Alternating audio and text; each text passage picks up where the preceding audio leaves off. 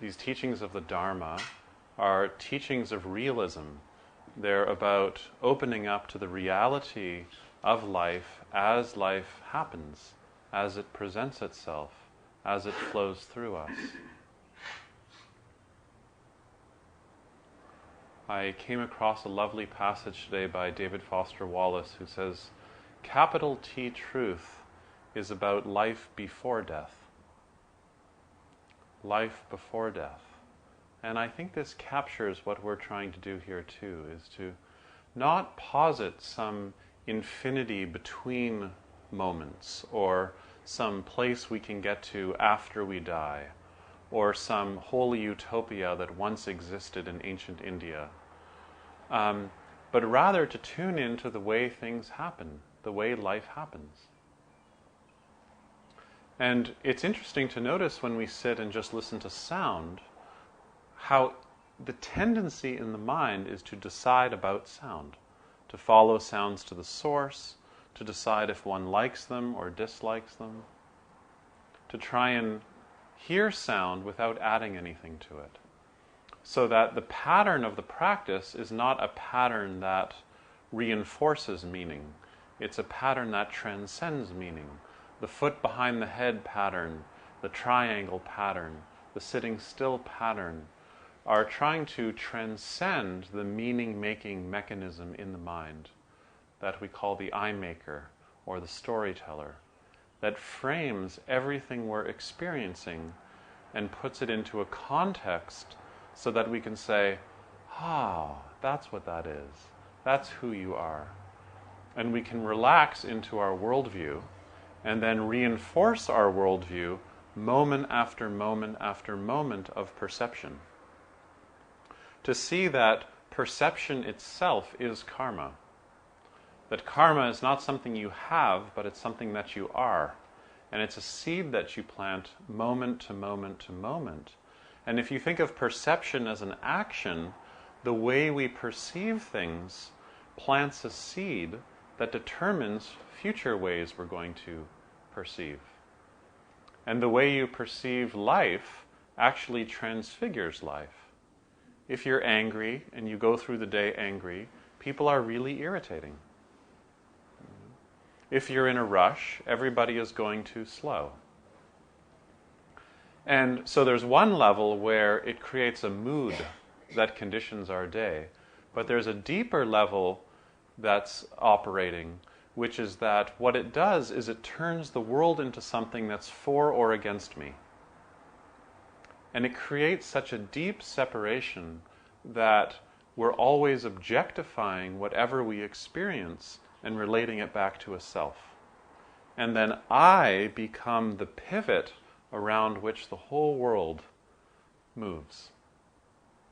And even when I look in myself, there's a way that I represent myself to myself and create a self-image to the point where it feels like there's a me inside a mind, inside a body, inside a world. And then I imagine that anything mystical or spiritual is something that's going to benefit me. That I'm going to be able to get beyond this, that I'm going to get a better birth or rebirth, or that there's a better future for me, or I'm going to wake up.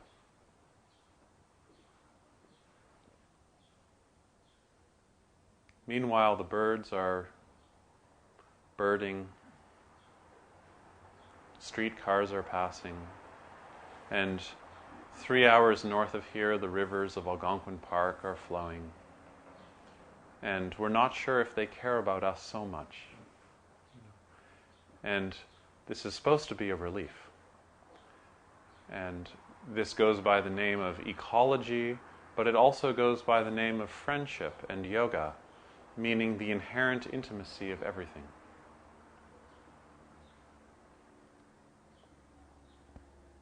And that's why our human condition, or our humanness, or our activity in the world is never something that happens in an ethical vacuum. Because we start to understand that karma basically means action and the effect of action. And so the kind of actions that we take always have corresponding effects. If you plant cucumber seeds, you're going to get cucumbers. If you plant spinach, you're going to get spinach. But sometimes we go around planting pumpkin seeds and expecting spinach. So if you plant the seeds of anger and jealousy and competitiveness and greed in the mind, in the body, and in the body politic, that's what you're going to get. And so that's why it's helpful to sometimes just stop and to sit for a while. And it's so interesting when all the fluctuating patterns of self-image, which we could say all storytelling is actually self-imagining. It's trying to give the self a secure base. But the self is never groundable because it's just a linguistic construction. And it's also a form of karma. So when we move through the world in these conditioned moods or chronic habits, we're planting seeds. Again, it's not just that you're planting seeds internally, but you're a corner of society. You're a corner of ecology. You are the world. There's no separation. So when you plant seeds of anger internally, you're also planting them in the culture. And it turns the other way, that the force of the culture also moves through you and the way you perceive and the way you use language and the way you relate to others. And that's why it's so fascinating when we stop and we sit still, and the first thing we notice is how strong the momentum is. The momentum of our habit energies. And the job of a meditation teacher for the first few months is to support the student so that he or she can just sit in the turbulence.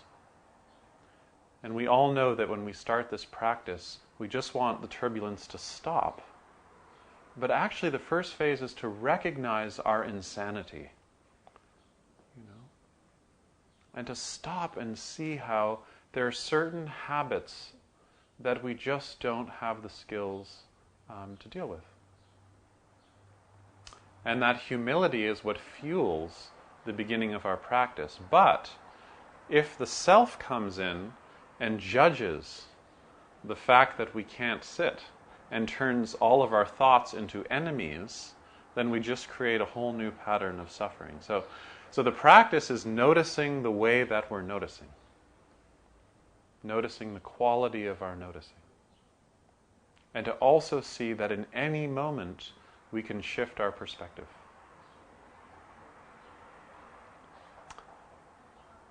To go back again to understanding this in terms of ecology or intimacy, whatever is arising in our life, from moment to moment to moment, we open to it. We open to the flow. Not turning away from it, not turning it into something that fits our lifestyle or our storyline. To see that knowing the truth, David Foster Wallace's truth, of the truth that's happening now, is more important than just feeling good. And feeling good usually entails finding a way to frame what's happening into the anthology of I, me, and mine. Chapter after chapter after chapter of me, me, me, me, me. Has anybody seen the film Being John Malkovich? Do you remember the ending?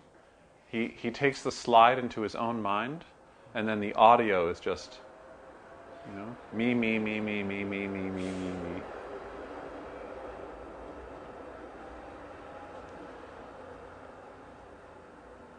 So, in the breathing practices that we explored even tonight, At the end of the exhale, we exhale down that current of breath, which gets very fine, in towards the pelvic floor, where there's a deposit of tone at the end of the exhale. And if we can keep the roof of the mouth hollow and the tongue soft, and actually feel the end of every exhale, then we start to notice that the calmness that happens in that exhaling pattern also starts happening in the mind. And then we also start to notice that inhaling seems to bring thoughts. It's almost like thoughts seem to show up on the inhale and soften and quiet down on the exhale. And the end of this exhale is your security, is your secure base. It's the earth. In Tantra Yoga, if you ever look at the Muladhara chakra as represented in art, it's usually represented as a circle, which is your pelvic diaphragm, with a square that's been turned on its side, which represents the pubic bone, the tailbone, and the sitting bones, and then an elephant right in the center with 7 tusks, which are the minerals of the earth. So when you exhale all the way down to the end of the exhale, it creates tone, which is called mula bandha, or the root bond, which is the bonding of the feeling of the breath and the patterning of the mind. They bond at the end of the exhale, which is called the Muladhara chakra, the root wheel, or diaphragm, or mandala, the root mandala, the center of the pelvic floor. And this is your security. This is the earth. This is how you get grounded. But the storyteller can't stand this practice. You watch people starting to learn retention at the end of the exhale, and it's just squirming, because the mind has a hard time letting go and just dropping, dropping, dropping. But in a way, it's not so much a dropping away as a receiving the stillness at the end of the exhale. The stillness that's behind all of our thoughts.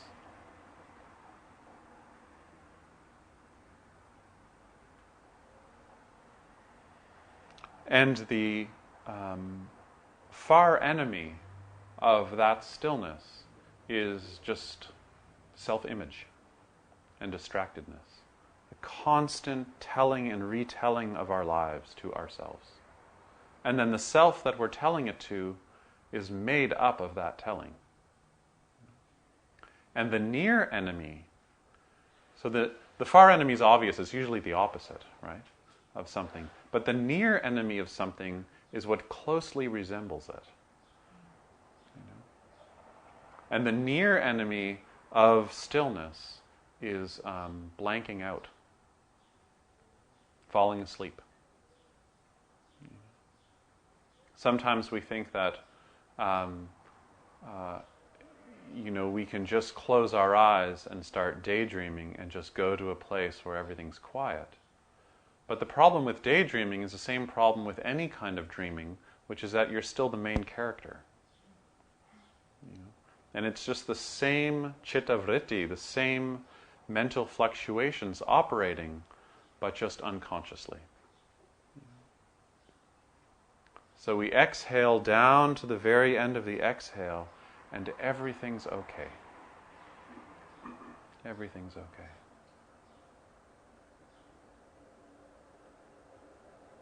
And in a way, the core practices of yoga are so much like what we're trying to do in any healing modality, including psychotherapy, which is how to help people find their original sense of trust. Their original sense of trust in life. Where we're not reacting to everything that's showing up with attachment, the desire to repeat it, to hook into it, or aversion, the desire to get out of it. Or for those of you studying the Yoga Sutra, raga and dvesha, attachment and aversion. Or sometimes I like to translate it as increasing pleasure or anger. Because when you really start looking deeply at aversion, it's the beginning of anger, which is the condemning mind. This sensation does not belong in my experience. This sadness, this loneliness does not belong in my experience. As opposed to opening to what's flowing through us with equanimity, inviting it in. Oh, anxiety. I haven't seen you in a day. You're welcome here. You're welcome here. And even in the Yoga Sutra, Patanjali says, if you can't bring kindness even to your strongest obstacles, what you can bring to them is the end of your exhale. So if you can't bring friendliness to your sadness, if you can't bring equanimity to uncomfortable feelings in the body, then just show up with the end of the exhale. To exhale and just stop. It's like it's a pause. It's like a rest in a bar of music. It's a natural pause. And it's not like rolling out some big red carpet. It's just saying, this is loneliness, Dharma. This is sadness, Dharma. This is anxiety, Dharma. This is pain, Dharma. This is loss, Dharma. So that it gets rolled into your practice, as opposed to, this is not spiritual.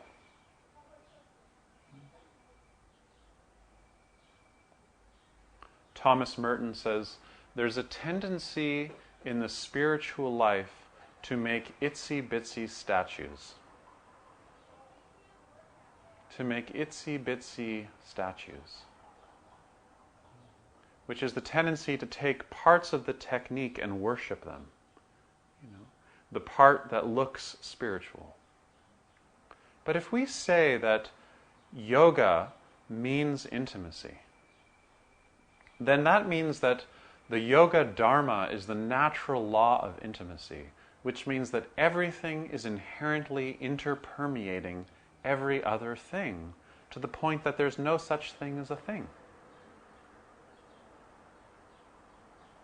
And at the end of the exhale, there's nothing left of you anymore, because you've entered. And how to take that silence and that spaciousness even to the parts of your life that are unbearable. Because the reason why they're unbearable is because you can't experience yet those symptoms with space around them. The condemning mind is shutting them out, not rolling them in.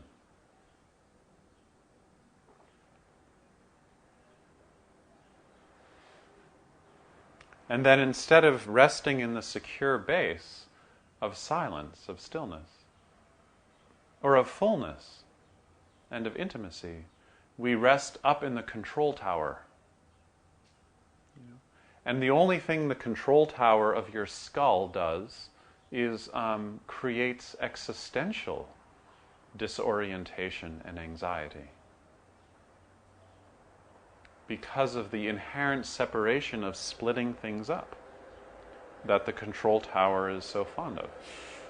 So in a way, the control tower is robbing you of the kind of connection that's available in each and every moment when you pay attention on purpose. And that's where there's freedom, the freedom to see that in every moment you have a choice.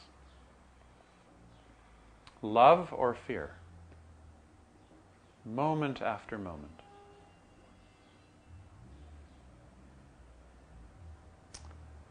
A monk asks Tozan, when cold and heat come, how should one avoid them? When cold and heat come, how should one avoid them? Has anybody ever tried to do this? Yeah. Cold arises, heat arises, and of course you can fill in your own forms of heat and cold. When cold and heat come, how can I get out of there?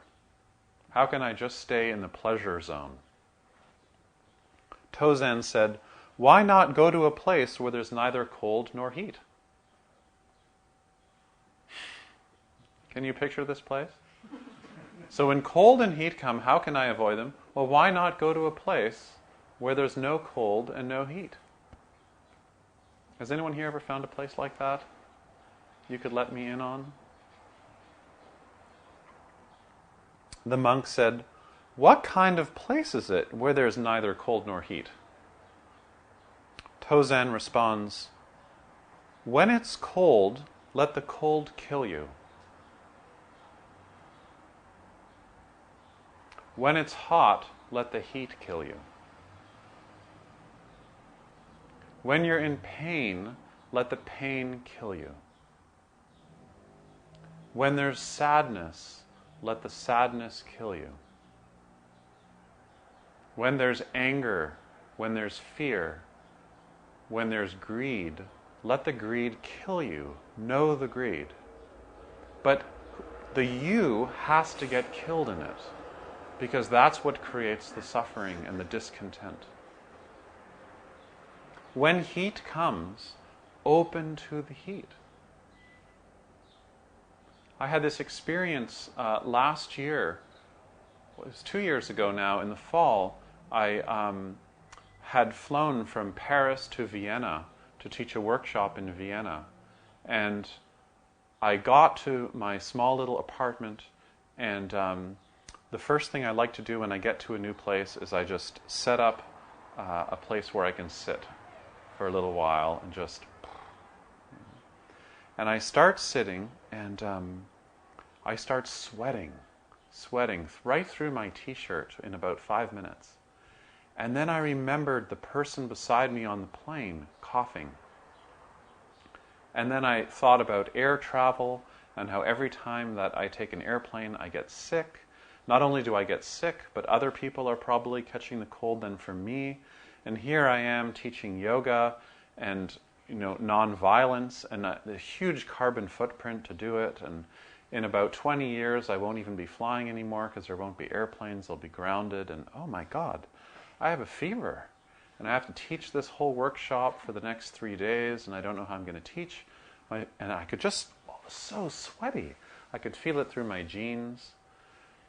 So I kept sitting through it, but mostly being very concerned about how I was going to get through this workshop. And then I decided it was time to get up, so I took a deep breath and I stood up. And then I noticed that the heat in the room was set all the way. And I got up and I actually felt perfectly fine.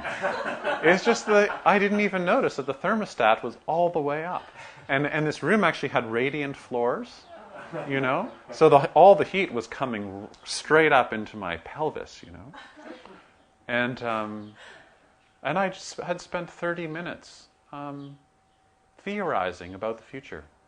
And the kind of story that I had made up, not only about air travel, but about this particular person who was coughing,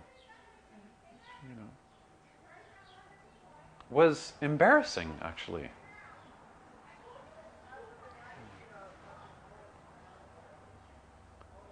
When the heat comes, let the heat kill the storyteller. When you're at home and the internet is not working and loneliness arises, or the internet is working and so loneliness arises, let the loneliness kill you. The you, the me that the loneliness is happening to. Loneliness is happening, but it's not happening to me. It's happening. Loneliness does not refer back to a self. Sadness does not refer back to a self. Sadness arises in particular conditions. It's contingent on those conditions. And the conditions that those conditions are contingent upon are changing. So not only is sadness or loneliness impermanent, but it does not refer back to I, me, or mine. And when you can hold that space of letting the heat kill you, remember how the story begins. When cold and heat come, how should I avoid them? How many of you set up your day to avoid stillness, quietness? Why not go to a place where there's neither cold nor heat? That's like a phase in your life, to do this. I don't know about you, but I first started spiritual practice to get out of the cold and the heat. To not be touched for a while. What kind of place is it, the monk asks, where there is neither cold nor heat? And Tozan responds, when it's cold, let the cold kill you. When it's hot, let the heat kill you.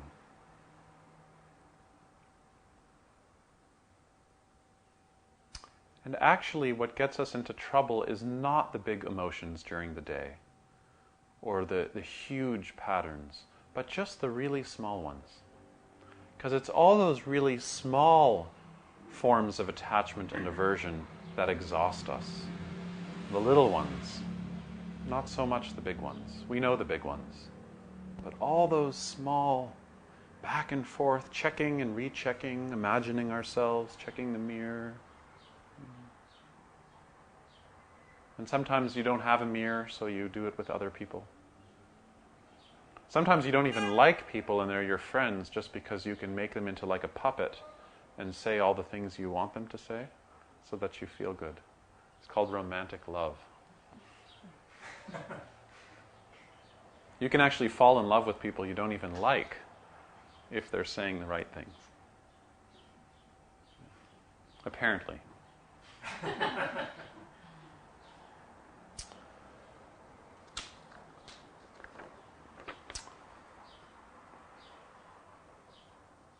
From No One Belongs Here, Miranda July writes, some people need a red carpet rolled out in front of them in order to walk forward into friendship.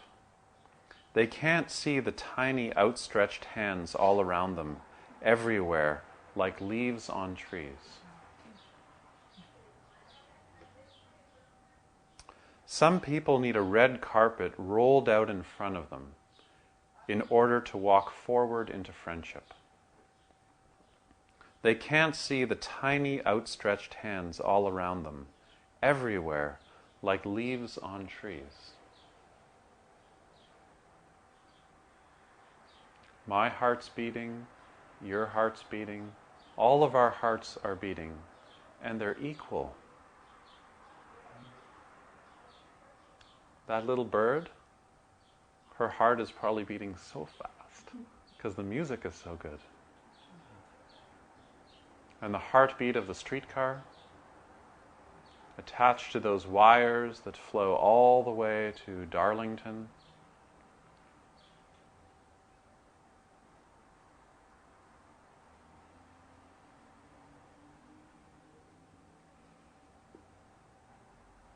All the fish swimming around the Darlington plant, waves crashing above those fish, fish with their little heartbeats and their big eyes that always look like they're crying. And they're all equal to you. You don't need a big red carpet rolled out to call that a spiritual practice. You just need to pay attention to all the small things. And if you don't have the skills to be able to work with all those little habits and to notice your experience from a place of stillness, then we always end up looking outside of ourselves for satisfaction. When the government changes, when my lover changes, when my marriage changes, when my kid changes, when my job changes, waiting for everything to change so that I can be happy. That's not karma. Karma is seeing that in every moment your actions matter. So there's no room for nihilism. If there's no karma and we see that everything's impermanent, then you get nihilism. Because if everything's changing, who cares? I'm going to die. What does it matter what I do? But karma reminds us that even the way you perceive is a form of action. It's creativity in action. Here are the materials you have. What are you going to do? And so the core of this practice is creative self-expression. To express yourself is so healing. But not the self you think is yourself. That's called a career in the art world. But a creative response to each and every moment, without needing a red carpet, just leaves on trees. A monk asks Basho, what's your practice? And Basho responds, whatever's needed. Whatever's needed. So you come into this room every Tuesday evening, you put your feet behind your head, or you watch people put their feet behind their head, standing poses, sitting poses, back bends, headstands, stillness, waking up the intelligence of the body, and then stopping. And then we leave this room and we go out into the world. But the world is not separate from the world on your yoga mat, on your zafu, on your zabuton. Each moment is the world. You don't have to make these categorizations like my formal practice, my daily life.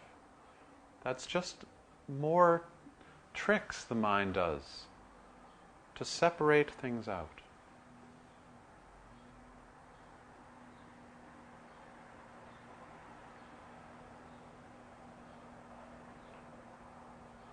So just not to over and over get caught in the magnetic momentum of the storyteller, in the control tower, in the skull-sized kingdom of your own self-image.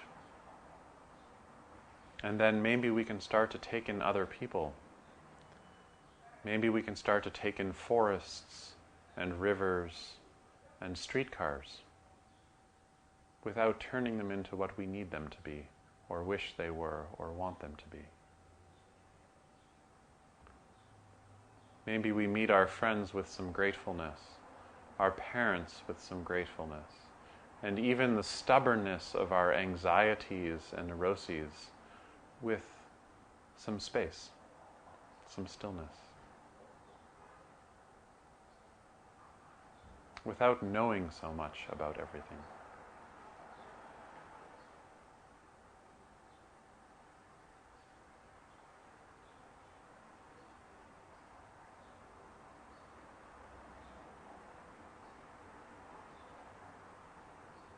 You go into the office tomorrow and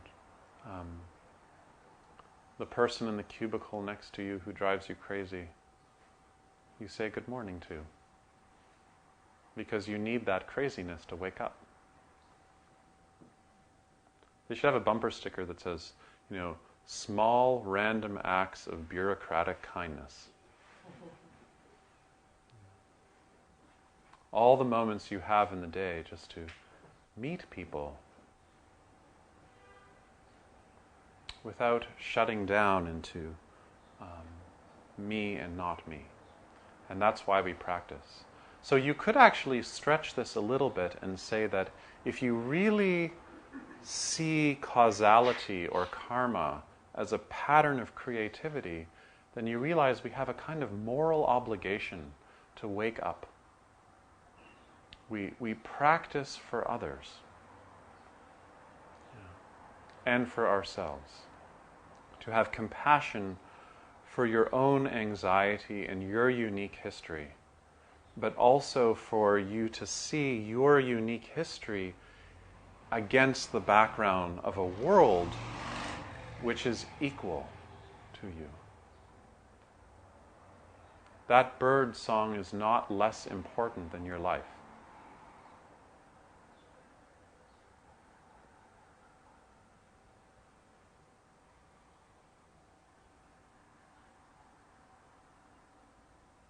And then you're free to bring your practice out. Not just to have private experience, but to express yourself. To express means to bring out, to bring forth.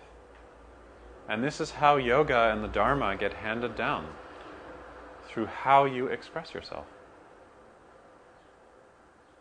In body, speech, and mind.